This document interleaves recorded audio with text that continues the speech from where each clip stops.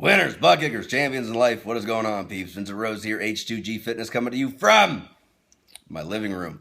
And I wanted to record a real quick message for you guys, and it's pertaining to trigger foods, right? I've been sitting here messaging back and forth with clients. This came up, and it's a good topic to cover because it is going to be a hindrance to a lot of people's results if you do not get this thing under control, right?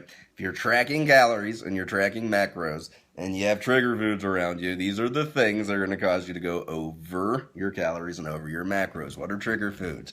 They're normally sweets and treats and all the stuff that we like to eat, but I'll prove the statement true that fat lasts longer than flavor, because after you eat these awesome, amazing things and you look in the mirror, you look like a mess if you've been eating them for long enough. So that being said, here's my tip and trick to it. Just don't allow trigger foods in the house. If you know it's a weakness for you, if it's your Achilles heel, if it's kryptonite, leave it alone. Don't bring it in the house ever at any time for any reason.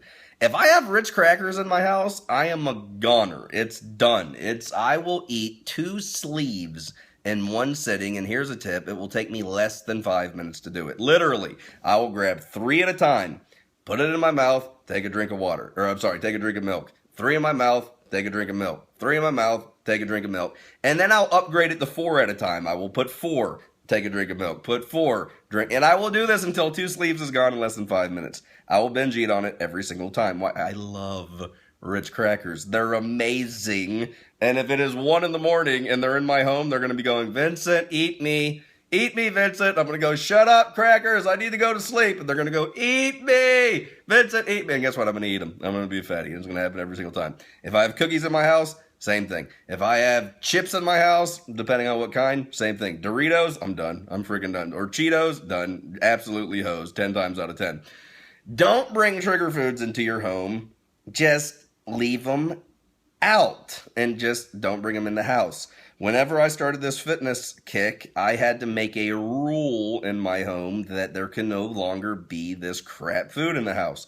And this didn't go very well because I was the only one that was excited about this rule. It wasn't like it was like, yes, Vincent, that sounds amazing. It was, I'm going to do what the heck I want to do. You ain't telling me what I can bring into this house. And this caused for a year some very high volume heated discussions. And I eventually got my way because I wouldn't frickin' budge on it. It was, this isn't debatable, and come hell or high water, this will stop. And the reason for that is my wifey for lifey does not have a problem with trigger foods. And she doesn't have a sweet tooth. And her style of eating a treat is this. She would bring an entire cake into the house and have a very small piece, and then she would let the cake sit until it goes bad and throw it away. Or she'd bring a box of cookies in the house, and she'd eat 2 or 3 cookies, and she would let the box of cookies sit until they go bad and have to throw them away. Or she would bring, name it, a brownie into the house, have 1, and then leave the rest to sit until... So I was like, look, this is retarded. You're buying an entire thing that you do not intend on eating, nor want to eat. Just buy buy a brownie. Buy a small sleeve of crackers or cookies, and if that's what you want. But stop bringing a family-sized whatever in the house that you're never going to touch again, and at 1:30 in the morning, I'm going to go hose up my diet. This is going to stop. Yeah, but nope, it's going to stop. Yeah, but there's no buts. I just killed the Butt family, every single one of them. Uncle Butt, Aunt Butt, Cousin Butt, your son Butt. The butts are gone. And after a year of fighting, because, I mean, it was like seriously heated discussions, I finally got my way, because it wasn't debatable. And here's a tip.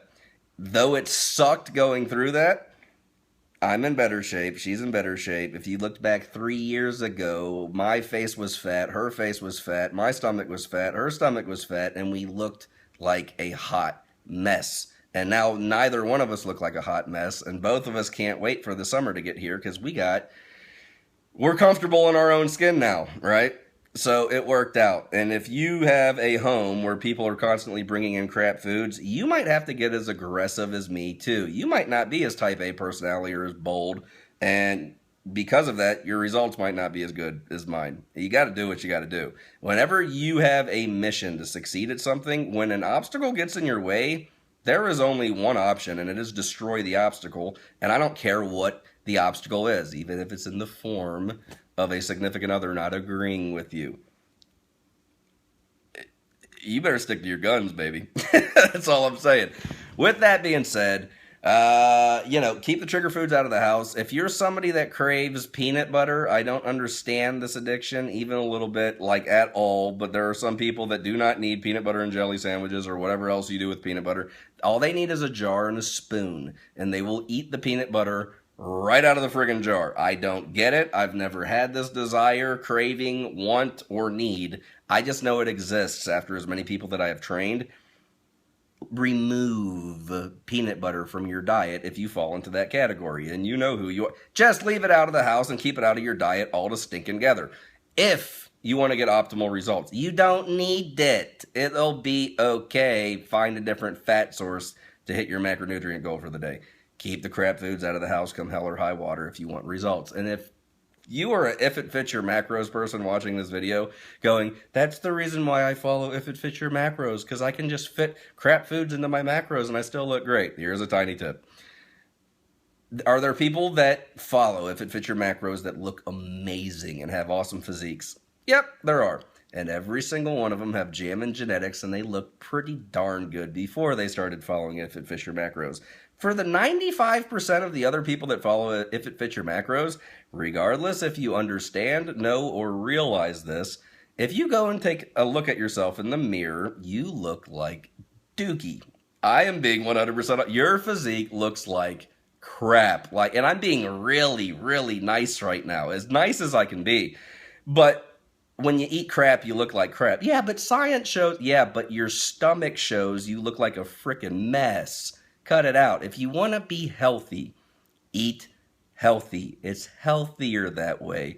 If It Fits Your Macros are fake fitness people that are too weak to eat healthy and try to make themselves feel good about fitting cookies and donuts and Pop-Tarts and crackers and chips and ice cream and brownies and cheesecake into their diet, thinking they're getting results, but everybody else thinks you look pretty crappy, in my humble but accurate opinion.